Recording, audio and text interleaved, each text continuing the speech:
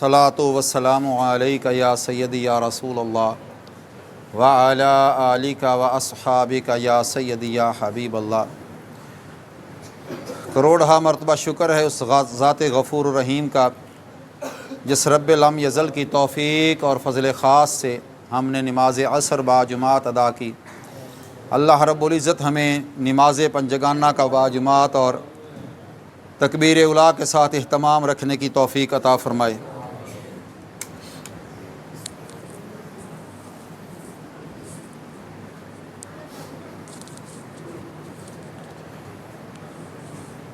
اللہ رب العزت ہمیں اس بابرکت مہینے رمضان المبارک اور قرآن مجید فرقان حمید کی شفاعت نصیب فرمائے۔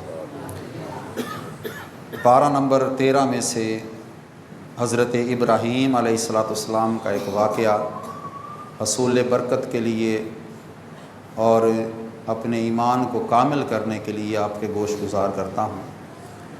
حضرت ابراہیم علیہ السلام اللہ رب العزت کے جلیل القدر پیغمبر تھے۔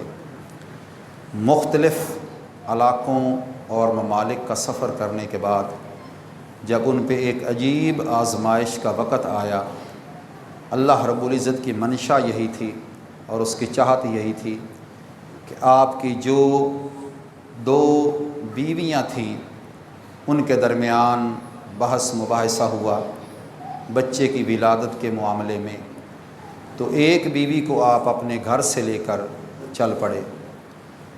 چلتے چلتے آپ ایک وادی میں پہنچتے ہیں جو وادی بیابان تھی، اس پر کسی قسم کی کوئی آبادی وغیرہ نہ تھی۔ قرآن مجید فرقان حمید نے ارشاد فرمایا اس وادی کے بارے میں کہ ربنا انی اسکنت من ذریتی بواد غیر ذی زرع عند بیتک المحرم۔ حضرت ابراہیم علیہ السلام نے اپنی بیوی سے فرمایا کہ میں اللہ رب العزت کے حکم سے تمہیں اور اس چند ماہ کے صاحبزادے کو اس وادی میں چھوڑ کر جا رہا ہوں۔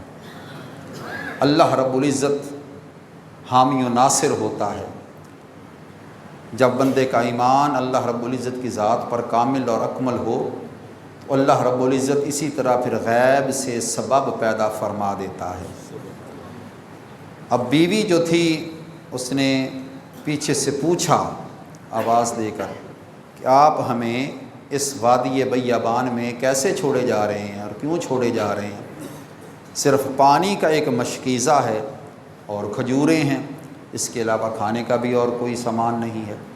تو آپ نے پیچھے مڑ کر جواب بھی نہ دیا ان کو۔ جب بیوی نے 2-3 مرتبہ اصرار کر کے پوچھا کہ یا حضرت آپ ذرا فرما تو جائیں کہ یہ کیا معاملہ ہے سارا کہ آپ ہمیں وادی بیابان میں چھوڑے جا رہے ہیں، تو آپ نے صرف اللہ کی طرف اشارہ کیا تھا کہ میرے رب کی چاہت یہی ہے، میرے رب کی منشا یہی ہے۔ تو بیوی جو نیک سیرت تھی اس نے عرض کیا کہ کوئی بات نہیں، اگر یہ ہمارے رب کی چاہت ہے تو مجھے یقین ہے کہ میرا پروردگار ہمیں ضائع نہیں کرے گا، ہماری جو جان ہے وہ رائے گاہ نہیں جائے گی۔ تو آپ صابر شاکر ہو کر اسی وادی بیاباں میں تشریف فرما ہوں گئی۔ پانی کا مشکیزہ تھا، 1 دن گزرا، 2 دن گزرا، آخر اس نے ختم ہو جانا تھا۔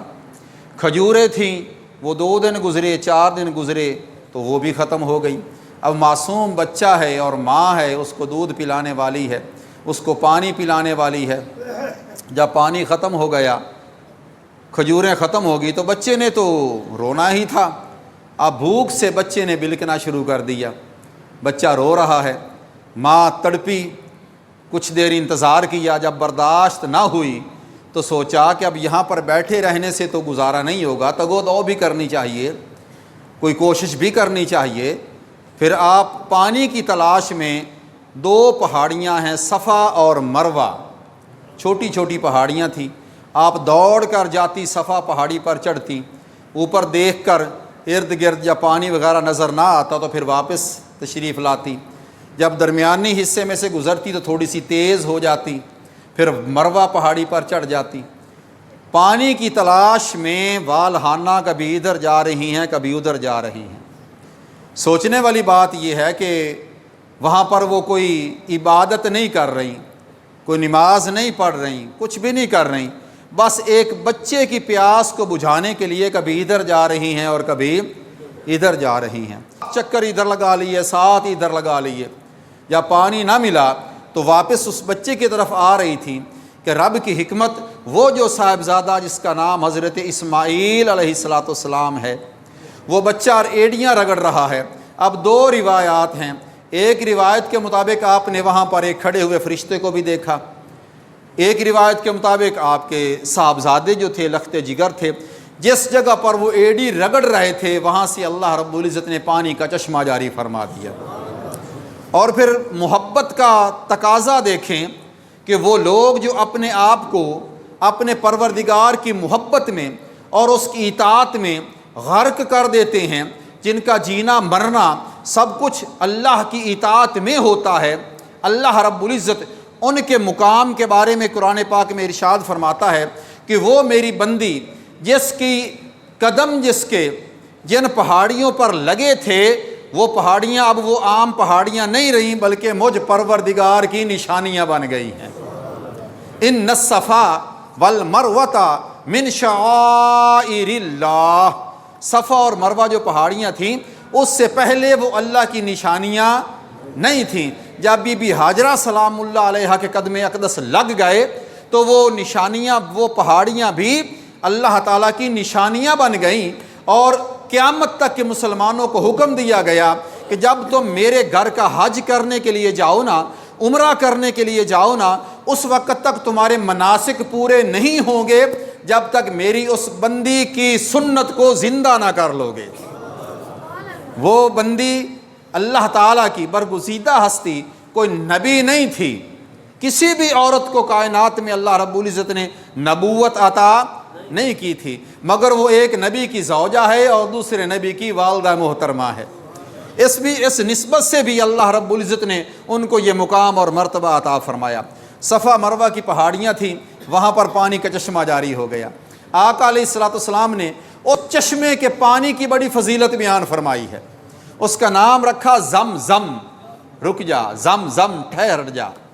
آقا علیہ السلام نے ارشاد فرمایا اللہ رب العزت نے اس پانی میں شفا رکھی ہے، اس پانی میں شفا رکھی ہے، اس پانی کو جو جس نیت سے پیتا ہے اللہ تعالیٰ اسے اس کی نیت کے مطابق اجر و ثواب عطا فرما دیتا ہے۔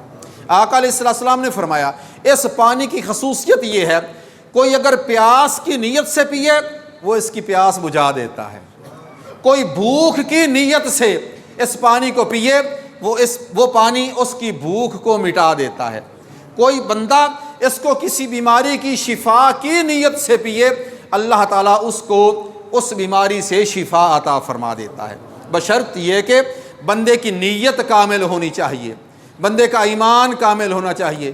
یہ نہیں کہنا چاہیے کہ فلاں سے دوائی لی، فلاں سے دوائی لی، فلاں سے علاج کروایا، اب اس پانی کو بھی چیک کر لیتے ہیں، تو ہمارے پاس چیک کرنے کا کوئی آلہ نہیں ہے، بس چیک کرنے کا ایک کوئی آلہ ہے کہ اپنے ایمان کو مضبوط کر کے اس پانی کو پیو، اللہ تعالیٰ اس پانی میں شفا عطا فرما دیتا ہے۔ اب یہاں پر قرآن پاک نے ارشاد فرمایا کہ حضرت ابراہیم علیہ السلام نے دعا کی تھی ربنا انی اسکنت من ذریتی بواد غیر ذی زرع، کہ مولا کریم میں اس وادی بیابان میں اپنی اس اولاد کو چھوڑے جا رہا ہوں، مولا اس اولاد میں برکت عطا فرما، اس علاقے میں برکت عطا فرما، اس علاقے کو پھل کی کثرت سے مالا مال کر دے، اس علاقے کو پانی کی دولت سے مالا مال کر دے۔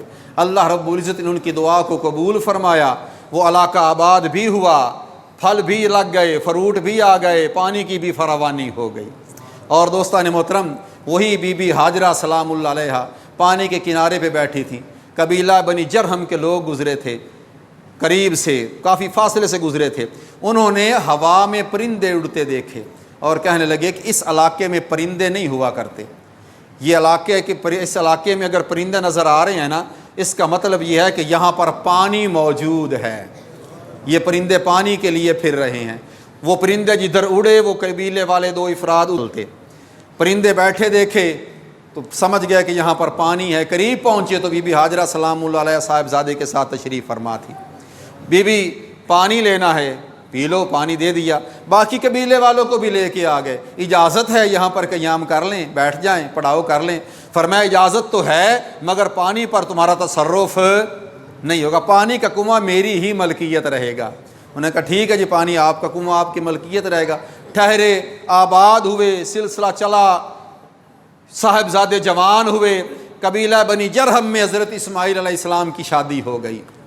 جب شادی ہو گئی تو گھر آباد ہوا، رہنے لگ گئے۔ والد صاحب ایک دن کافی عرصے کے بعد اس علاقے میں تشریف لے آئے۔ اس وقت تک ان کی جو والدہ محترمہ تھی بی بی ہاجرہ سلام اللہ علیہ، وہ دنیا سے رخصت فرما چکی تھی۔ حضرت ابراہیم علیہ السلام آئے کہ یہاں پر میں نے اپنے صاحبزادے کو چھوڑا تھا، علاقے کی آباد کاری بھی دیکھتے رہے۔ بعض روایات کے مطابق کئی دفعہ آئے تھے۔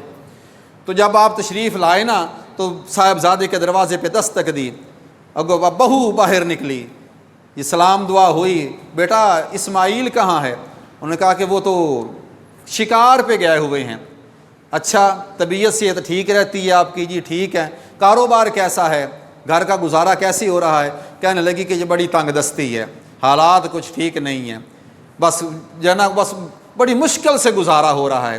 آپ فرمانے لگے کہ اس طرح کرو، جب آپ کا شوہر آئے نا تو اسے کہہ دینا کہ ایک بزرگ آئے تھے، اس نے سلام دعا دی ہے اور کہا ہے کہ اپنے گھر کی جو چوکھٹ ہے نا اس کو تبدیل کر لیں۔ یہ اشارہ تھا ایک کہ تمہاری جو اہلیہ ہے نا وہ ناشکری کر رہی ہے۔ جب صاحبزادے تشریف لائے نا، ابھی دروازے پہ کھڑے تھے، اندر داخل ہونے لگے، بیوی سے کہنے لگے کہ نیک وقت، آج لگتا ہے کوئی یہاں پر ایک اللہ کا نیک بندہ آیا ہے۔ یہ آپ کو کیسے پتا؟ فرمانے لگے کہ مجھے گھر کی ہوا بتا رہی ہے، گھر کی خوشبو بتا رہی ہے کہ اللہ کا کوئی بزرگ نیک بندہ۔ فرمایا ہاں وہ ایک بزرگ آئے تھے، بڑا رونق افروز چہرہ، نورانی چہرہ، کھڑے کھڑے سلام دعا لی، حالات پوچھے۔ فرمایا تم نے کیا جواب دیا؟ میں نے کہا کہ حالات ٹھیک نہیں ہیں۔ انہوں نے کیا کہا؟ انہوں نے کہا کہ اپنے گھر کی چوکھٹ تبدیل کر لیں۔ تو فرمایا وہ اشارہ کر کے گئے ہیں، میرے والد محترم تھے، تم نے یقیناً ناشکری والی بات کی ہے، اور کسی کے نبی کے گھرانے کو یہ بات زیبا نہیں ہوتی کہ وہ کسی حال میں اللہ تعالیٰ کی ناشکری کرے۔ انہوں نے فرمایا کہ چوکھٹ علیحدہ کر لو تو تم اپنے میکے چلی جاؤ۔ آپ نے طلاق دے کے اس کو فارغ کر دیا۔ چند سال کا عرصہ گزرا، دوبارہ شادی ہو گئی۔ پھر والد صاحب تشریف لائے، دروازے پہ دستک دی، بیوی باہر نکلی، السلام علیکم جی، وعلیکم السلام، سلام دعا ہوئی، حال احوال پوچھا۔ فرمایا بیٹا کہاں ہے تمہارا شوہر؟ وہ شکار کے لیے گئے ہیں۔ کب آئیں گے؟ جی پتہ نہیں کب آئیں گے۔ گھر کے حالات کیسے ہیں؟ جی اللہ تعالیٰ کا بڑا شکر ہے، اللہ تعالیٰ کی بڑی کرم نوازی۔ یہ تعلیمات ہیں انبیاء کرام کی، اس پہ غور کرنا ہے، ہر حال میں اللہ تعالیٰ کا شکر ادا کرنا ہے۔ شکر کیا ہوتا ہے؟ اللہ تعالیٰ کی نعمت کا کوئی بدل دیا جائے، ہم اس کی نعمت کا بدل نہیں دے سکتے، ہم صرف اتنا کر سکتے ہیں کہ یا اللہ تیرے شکر ہے کہ تو نے یہ نعمت عطا فرمائی ہے۔ ہم نے صرف بدل زبان سے دینا ہے، اپنے اعمال سے دینا ہے، سجدہ ریز ہو کر دینا ہے، اللہ کی بارگاہ میں سر بسجود ہو کے عرض کرنا ہے، مولا کریم تیری ذات کا بڑا شکر ہے کہ تو نے اتنی نعمت عطا فرمائی ہیں۔ فرمایا کہ اس نے اپنے شوہر سے کہنا کہ اپنے گھر کی چوکھٹ کی حفاظت کرے، گھر کی حفاظت کرے۔ صاحبزادہ آیا، پھر وہی خوشبو محسوس ہوئی کہ آج کوئی اللہ کا نیک بندہ آیا تھا۔ جی وہ بزرگ آئے تھے، بڑا نورانی چہرہ، جی کیا کہہ کے گئے جی اپنے گھر کی حفاظت کرنا، چوکھٹ کی حفاظت کرنا۔ فرمایا وہ میرے والد محترم تھے، چکر لگتے رہے، آپ بار بار بھی آتے رہے۔ جب اللہ تعالیٰ کا حکم ہوا قیام پذیر بھی ہو گئے۔ پھر اس کے بعد بیت اللہ شریف کی تعمیر کا ایک سلسلہ شروع ہوا، وہ بڑا طویل داستان ہے، آپ کے علم میں ہے۔ تو یہ واقعہ سمجھانے کا میرا مقصد یہ ہے کہ ہمیں ہر حال میں اللہ تعالیٰ کا شکر ادا کرنا چاہیے۔ اور اس رکوع کے آخر میں، اسی رکوع کے آخر میں جو دعا مانگی تھی نا حضرت ابراہیم علیہ السلام نے، وہ دعا اللہ تعالیٰ نے ہمارے لیے قیامت تک نماز کا حصہ بنا دی۔ آپ پڑھتے ہیں نا ربی جعلنی مقیم الصلاۃ ومن ذریتی ربنا وتقبل دعا ربنا اغفر لی ولوالدی وللمؤمنین یوم یقوم الحساب۔ یہ وہی دعا تھی جو حضرت ابراہیم علیہ السلام نے مانگی تھی، اور اللہ رب العزت نے اس کو ہمارے لیے نماز کا حصہ بنا دیا۔